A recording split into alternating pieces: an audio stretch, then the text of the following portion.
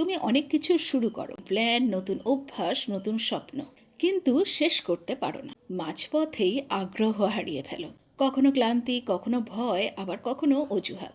আজকের এই ভিডিওতে আমরা খুঁজে বের করব আসলে সমস্যাটা কোথায়। এটা কি আলসেমি, নাকি তোমার মনের ভেতরের কোনো গভীর কারণ? আমরা অনেক সময় নিজেকে বলি আমি খুব কুঁড়ে, আমার কোনো ডিসিপ্লিন নেই, কিন্তু সত্যিটা একটু অন্যরকম। তুমি অলস নও, তুমি আসলে ইমোশনালি স্টাক। তোমার ব্রেন সবসময় প্লেজার খোঁজে, তোমার ব্রেন আসলে সবসময় আনন্দ খোঁজে।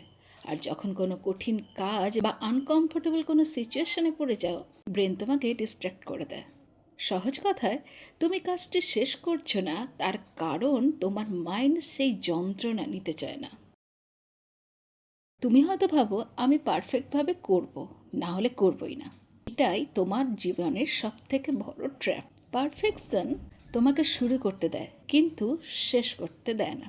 এর কারণ তুমি সবসময় ভাবো এটা হলে আরও ভালো হতো। রেজাল্ট, তুমি কাজটা শেষ না করেই ছেড়ে দাও।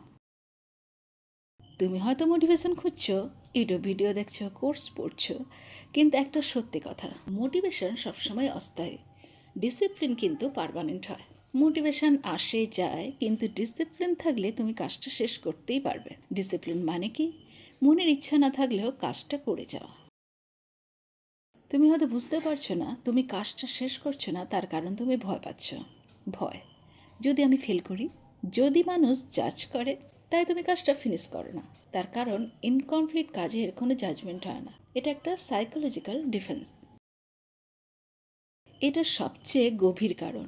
তুমি হয়তো নিজের ভেতরে বিশ্বাস করো আমি কনসিস্টেন্ট না, আমি ফিনিশ করতে পারি না। আর এই বিশ্বাসটাই তোমার বাস্তব তৈরি করছে। তুমি নিজের সম্পর্কে যা ভাবো তুমি ঠিক সেটাই হয়ে ওঠো। এখন প্রশ্ন, কিভাবে বের হবে এই লুপ থেকে? ছোট্ট ছোট্ট কাজ শেষ করো। সবসময় পারফেক্ট হতেই হবে এর কোনো মানে নেই। একটা ফিক্সড রুটিন বানাও। যদি ভিডিওটা তোমার ভালো লেগে থাকে তাহলে লাইক, শেয়ার করো আর কমেন্ট করে জানাও তুমি কোন কাজটা শেষ করতে পারছো না।